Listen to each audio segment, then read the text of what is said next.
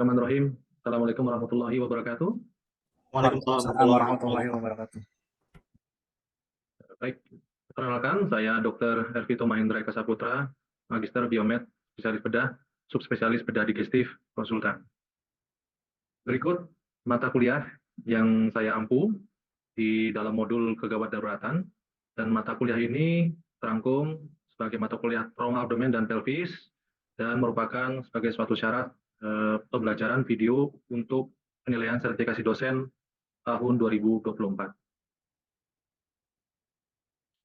Deskripsi mata kuliah kegawat daruratan trauma abdomen dan pelvis ini diberikan pada tahun keempat pembelajaran Fakultas Kedokteran di Universitas Islam Sultan Agung Semarang dengan waktu pembelajaran 6 minggu. Adapun ruang lingkupnya adalah meliputi ilmu bedah, penyakit dalam, dan anestesi, di mana strategi belajar yang diberikan berdasarkan problem-based learning. Metode perkuliahan yang diberikan dibagi menjadi 3 metode.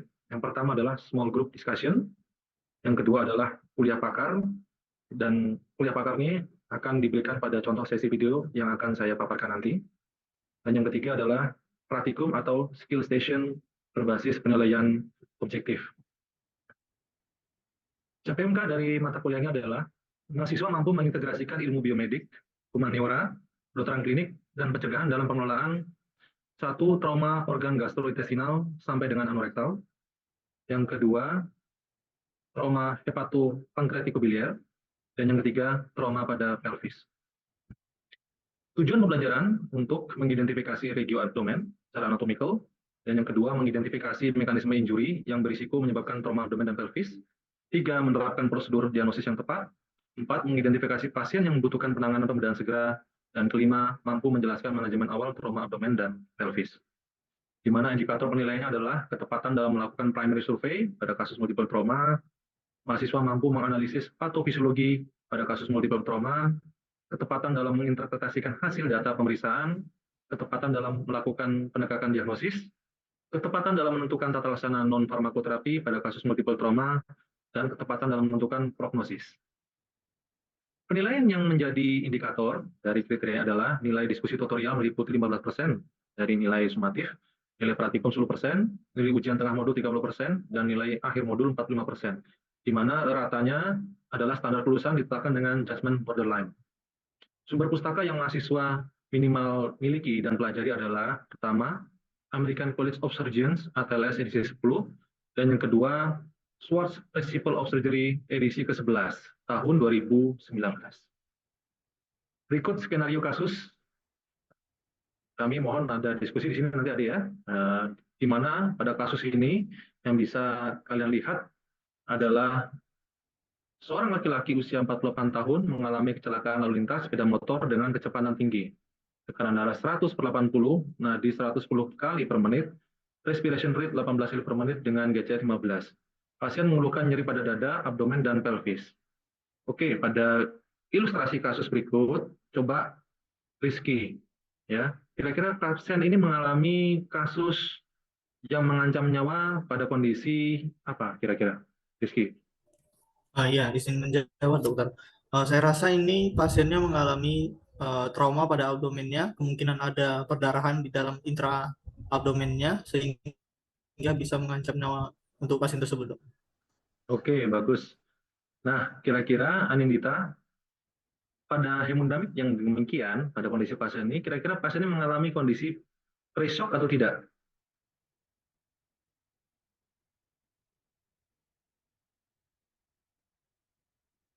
Sudah mulai mengalami kondisi pre-shock tidak, Anindita? Atau Ida, mungkin? Ya. Ini sudah mengakar di hip karena sudah hipotensi juga sudah dokter. Oke, lihat nadinya nih ya, sudah mulai ada pengalaman takikardia atau peningkatan dari nadi ya. Oke, bagus. Jadi di awal kita sudah bisa melihat bahwa pasien ini secara landmark bisa kalian lihat ada jejas atau trauma di abdomennya. Nah, landmarknya di mana trauma abdomen ini terjadi, ya, thoracoabdomen itu dibagi di bawah nipple ya, sampai dengan arcus fossa. Itu thoracoabdominal. Ya. Sedangkan abdomen sendiri di bawah arcus fossa sampai dengan hias ya, sampai dengan suprapubis landmarknya. Nah, di bawahnya merupakan area pelvis. Di dalam organ abdomen terdapat kavitas peritoneal, retroperitoneal space yang harus kalian waspadai juga ya, walaupun letaknya di belakang. Dan yang ketiga adalah cavum pelvis. Nah, di dalam space cavum abdomen terdapat organ padat. Yang kedua adalah organ rongga, ya, seperti gaster, ilium, kolon, dan yang ketiga ada pembuluh darah. Pada abdominal trauma, seperti kasus yang kita lihat tadi simulasinya, kalian harus pahami bahwa penyebab dari trauma di abdomen itu bisa disebabkan oleh trauma tumpul atau blunt abdominal trauma dan trauma tajam atau penetrans atau penetrating trauma. Dari kedua jenis trauma ini, yang harus diperhatikan adalah mekanisme trauma yang terjadi pada organ internal abdomen. Ya, tentu saja menentukan organ yang mengalami kerusakan akibat trauma tersebut lebih sulit pada trauma tumpul dibandingkan tajam, karena satu site traumanya tumpul ini areanya kadang jejasnya kurang jelas, yang kedua kerusakan organ internalnya sulit kita prediksi. Dan yang kedua, pada trauma tajam, titik poin dari penetrasi traumanya itu jelas, titik tembusnya, hingga kita bisa memperkirakan mengenai organ apa atau organ apa yang mengalami kerusakan di internal abdomen. Nah, kalau pada kasus trauma tembus atau trauma penetrating tadi ya, penetrans, ada luka tusuk dan pisaunya dicabut, terdapat kondisi eviscerasi, maka sudah pasti tembus atau sudah tembus ke dalam cavum intraperitoneal atau menembus peritoneum. Nah, jadi pastikan kalian sebagai seorang dokter umum nanti di instalasi gawat darurat, maka kalian tinggal nilai adakah trauma tajam atau trauma tumpul sebagai penyebab traumanya. Kalau tajam maka terjadi luka tusuk atau luka tembak dan tembus peritoneum atau tidak. Ya, sedangkan trauma tumpul ini kadang-kadang jejasnya di mana site-nya, maka kalian harus bisa menentukan kira-kira organ apa yang mengalami kerusakan berdasarkan regio anatominya ya. Nah, untuk trauma tumpul seperti ini, misalkan di daerah abdomen ya, di hipokondriaka sinistra ini, yang mungkin rusak adalah klien ya. Kalau hipokondriaka dextra kemungkinan hepar. Berikut juga penetrans trauma, ada luka tusuk ya, tembus. Kita evaluasi, kalian lakukan local wound explore, tembus peritoneum atau tidak dengan melihat dasar lukanya ya. Tentu saja bersihkan luka dulu, lihat dasar luka, tembus atau tidak. Berikut paling sering adalah blunt trauma yang mengalami kerusakan liver ya, karena memang organ padat yang paling besar. Nomor 2, lien, 3, pankreas, kemudian keempat adalah organ rongga. Untuk gejala yang terjadi, kalian bisa melihat dari simptom pada pasien. Ya.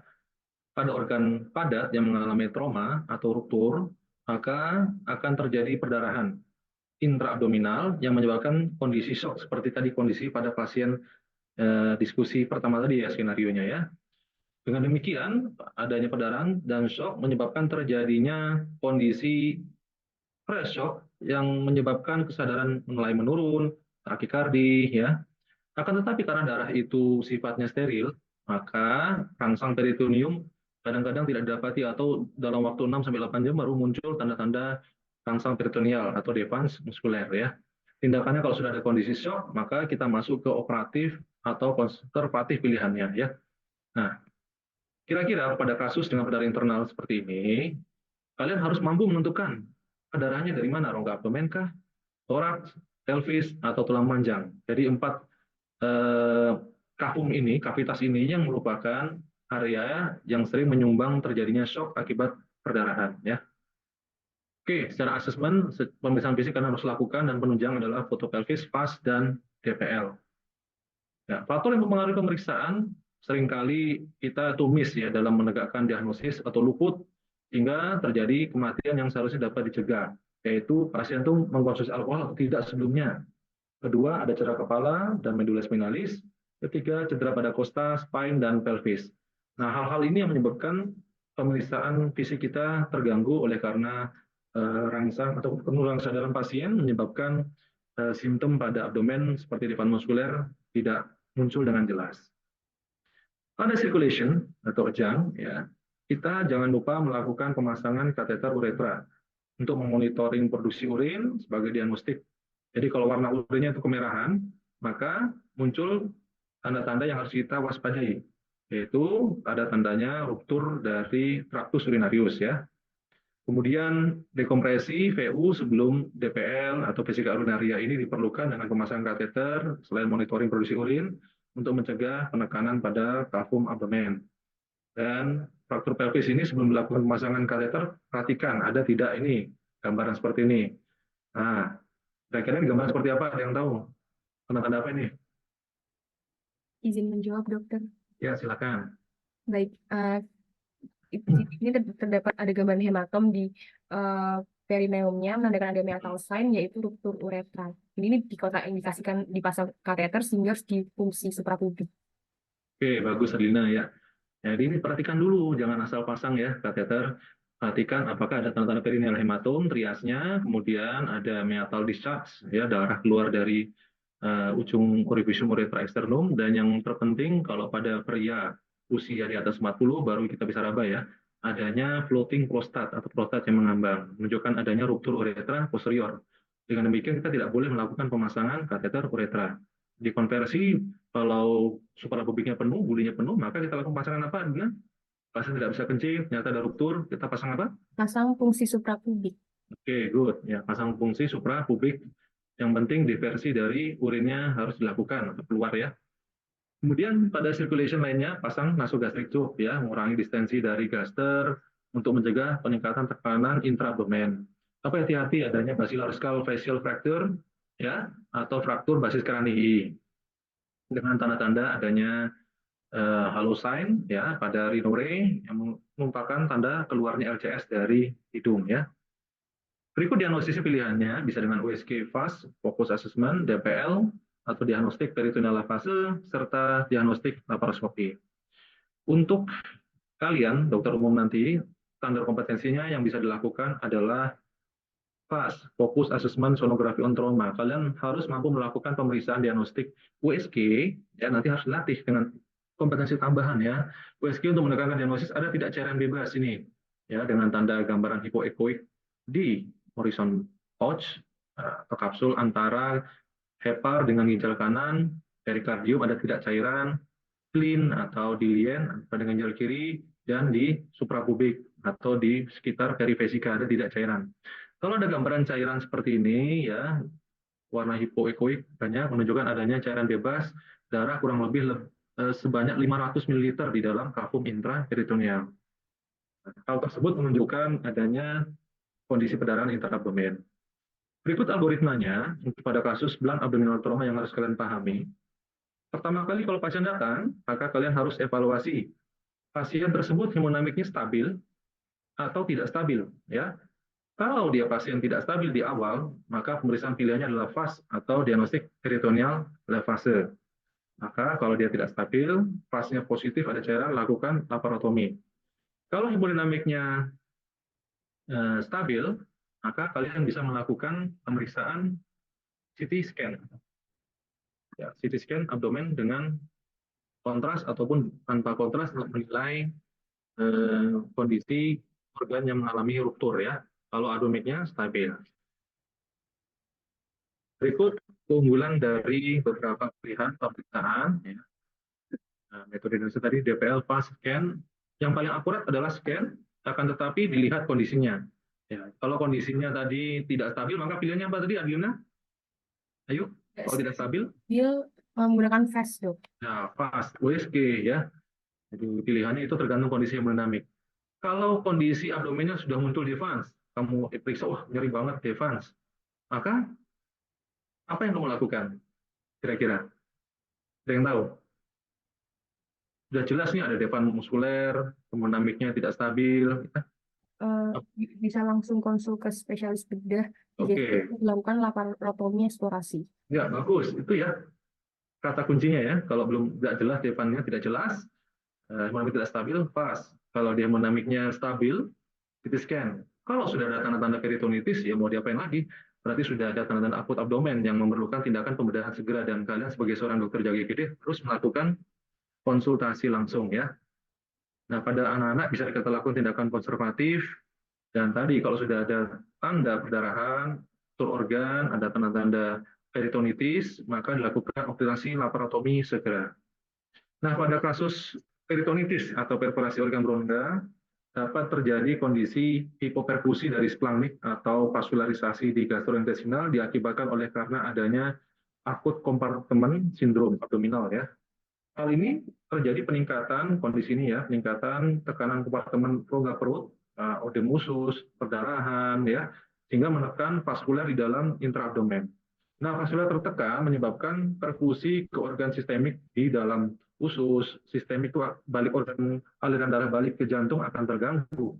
Nah, menyebabkan terjadinya hipoperfusi seluruh jaringan, hepatiknya jadi iskemia, terjadi koagulopati, hipotermia, asidosis, atau trias of death, mukosa asidosis, bowel edema, terjadi perforasi, hingga menyebabkan terjadinya kerusakan organ vital dan kematian.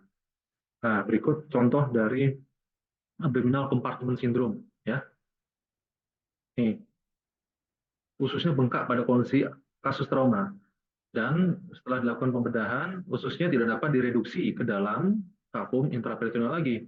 Ya, kalau kita paksakan masuk akan terjadi distensia abdomennya sehingga tadi menekan diafragma, menekan vaskuler ya, menyebabkan terjadinya hipoperfusi atau shock bahkan ya berat ya karena aorta abdominalisnya tertekan.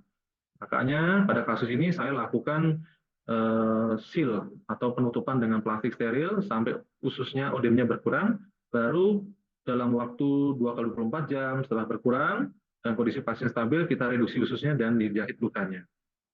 Ya. Jadi hal ini bisa kita lakukan di ICU atau di ruang kamar operasi ya dalam kondisi steril.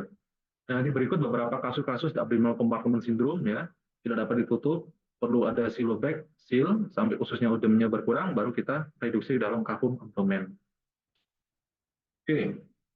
Kemudian pada fraktur pelvis, ya pelvis ini merupakan suatu organ yang terdiri dari tulang kansilus, kompak, banyak pembuluh darah besar, dan merupakan kantong yang menampung pendarahan yang tidak bisa berhenti kalau terjadi ruptur pada venanya, ya, terutama akibat adanya fraktur pelvis, sehingga kita harus waspada kalau ada fraktur pada pelvis, apakah terjadi shock atau pendarahan yang hebat. Nah, pada kondisi fraktur pelvis, ya asesmennya kalian tegakkan dengan cara inspeksi. Circulation bisa pada primary survey ya. Cek ada tidak deformitas di pelvis, di chest, itu secara cepat ya. Kemudian yang kedua pada secondary survey kalian bisa cek limb length discrepancy-nya, adakah juga rotasi eksternal, ada pemanjangan atau pemendekan ya sendi, ada fraktur terbuka tertutup. Kemudian cek atau palpasi stabilisasi dari pelvis dengan melakukan pemeriksaan di sias secara anteroposterior ya dan proksimal distal ya digerakkan. Adakah tanda-tanda struktur dari sacroiliac joint-nya, sacroiliac ya, simposisnya? Kalau ada ya sudah, maka kalian harus segera lakukan manajemen berikut. Pada fraktur pelvis dengan hemoglobin tidak stabil, lakukan tindakan resusitasi ya. Jangan lupa loading 30 cc per kilogram berat badan, infus kristaloid, RL ring asetat ya, NaCl 0,9%, ganti darah ya, kemudian lakukan pelvic wrap atau pemasangan pelvic bender yang bisa kalian pasang di atas sias dan di bawah dari trochanter Meyer ya. Kemudian apabila memang tidak berhasil tindakan ini, respon shocknya tidak baik, pasien jatuh ke dalam kondisi shock, maka lakukan tindakan konsul untuk laparotomi segera atau angiografi ya. Kemudian kontrol pemasangan dari berikut pemasangan dari circumferential pelvic anti-shock sheathing-nya ya atau CPAS-nya. Oke. Kemudian pada dokter ortopedi atau dokter bedah dapat dilakukan pemasangan pelvic fixator ya, attachment eksternal atau pneumatic anti-shock garment seperti pada militer untuk menekan perdarahan yang terjadi di pelvis sehingga harapannya vakum pelvisnya akan mengecil, perdarahannya akan tertamponade sehingga berhenti ya. Jadi adalah keterlambatan penanganan perdarahan abdomen dan pelvis, perdarahan intraabdomen dan retroperitoneal yang tersembunyi, luka pada punggung dan flank, manipulasi berulang pada fraktur pelvis, dan yang terpenting adalah adanya trauma ini ya, kolumna vertebralis, sehingga sensorisnya menurun dan kita sulit memeriksa terjadinya depan muskuler atau adanya tanda akut abdomen. Pemasangan pelvic wrap yang tidak tepat sehingga menyebabkan kompresi pada pelvis kurang baik. Dan yang terakhir adalah komplikasi akibat pemasangan dari pelvic flap, yaitu nekrosis kulit. Nah, pada kasus berikut, setelah kalian mempelajari pemahaman dan algoritma tata laksana dari trauma abdomen tadi, coba tata laksana apa yang harus dilakukan pada pasien ini? Ada yang ingin mencoba menjawab? Pada RW, apa yang harus kita lakukan? Breathing, circulation. Dokter. Oke, silakan. Ya, jawab, Asmi. Pada kasus ini kita lakukan primary survey terlebih dahulu, kita cek dari RW-nya karena ini kasus dari trauma, curiga multiple trauma bisa dipasang, sebelumnya dipasang polar neck terlebih dahulu. Kemudian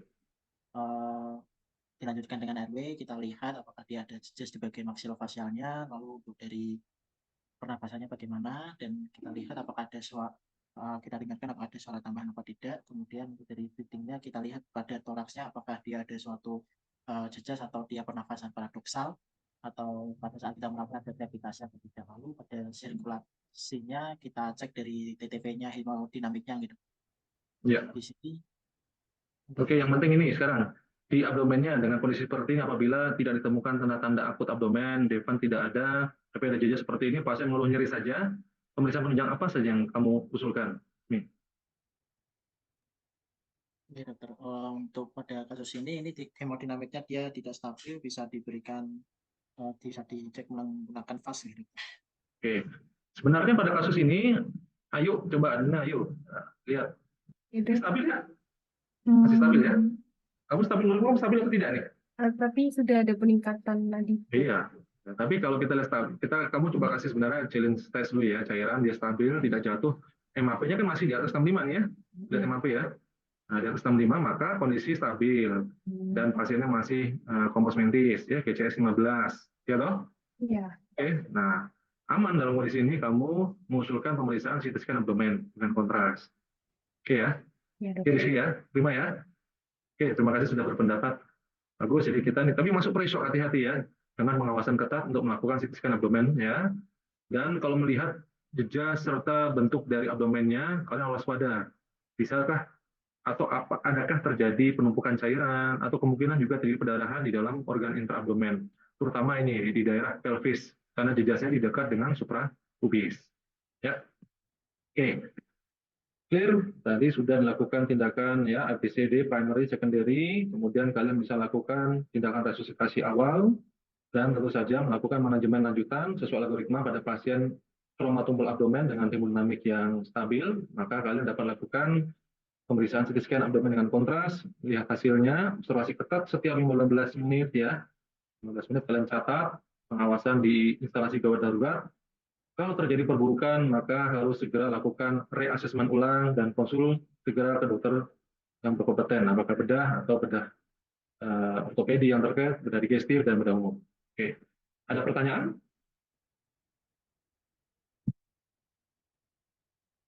Oke, silakan, Rizky. Ya, izin bertanya dokter, Ya. untuk peran diagnosis dari DPL itu bagaimana gitu dok? Karena sekarang kan sudah ada CT scan, sudah ada USG device. Sebetulnya yang kondisi apa sih yang perlu kita pertimbangkan untuk penggunaan DPL itu sendiri? Ya, pertanyaan bagus, Rizky. DPL ini sekarang sudah digantikan oleh USG, karena tujuan DPL ini melihat ada tidaknya perdarahan di intraperitoneal ya, dengan melakukan tindakan invasif, memasang infus NaCl atau salin, ya, kemudian dimasukkan ke rongga abdomen, dibilas keluar.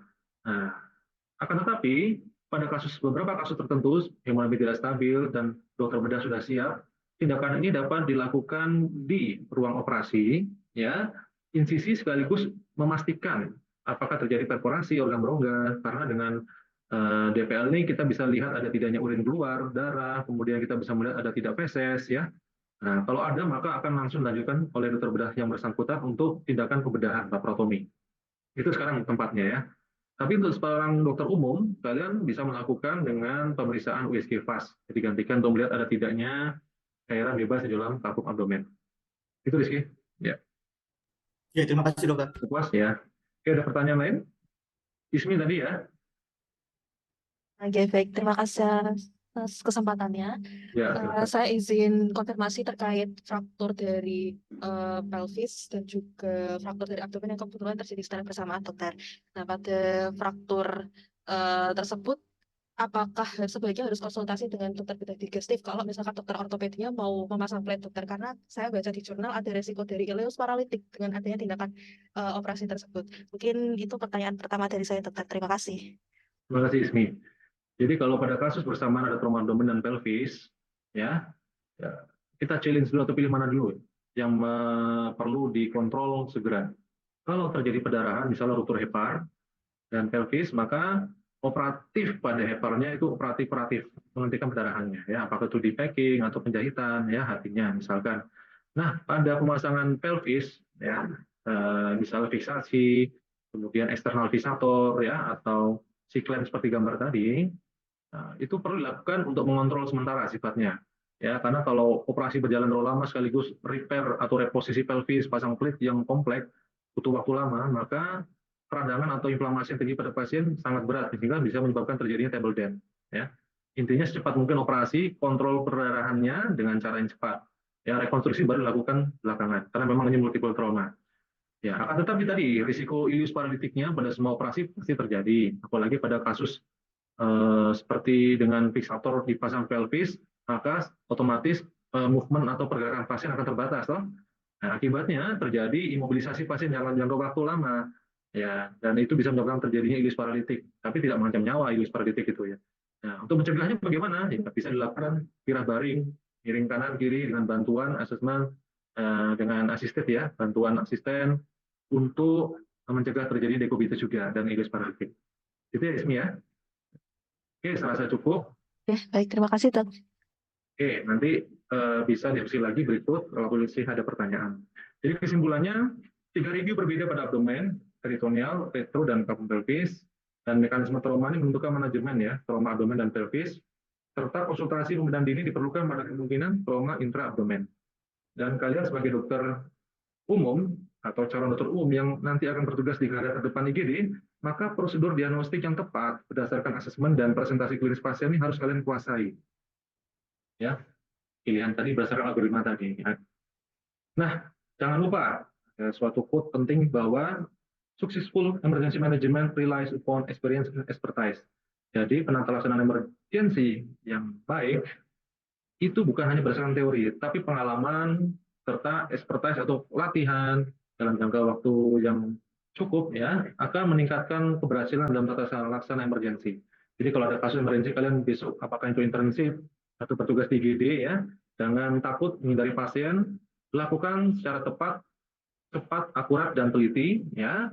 Perhatikan kondisi klinis pasien, bukan hanya parameter laboratorium atau radiologi, karena kalian mengobati manusia, bukan mengobati lab ataupun radiologi, ya. Itu yang terpenting. Perhatikan tanda-tanda dari klinis pasien, gunakan panca indera kalian agar kalian dapat menjadi seorang dokter yang baik.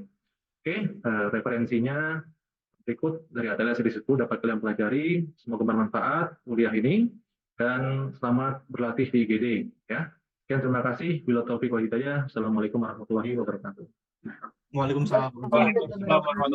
Terima kasih, dokter. Oke, ya. Terima kasih.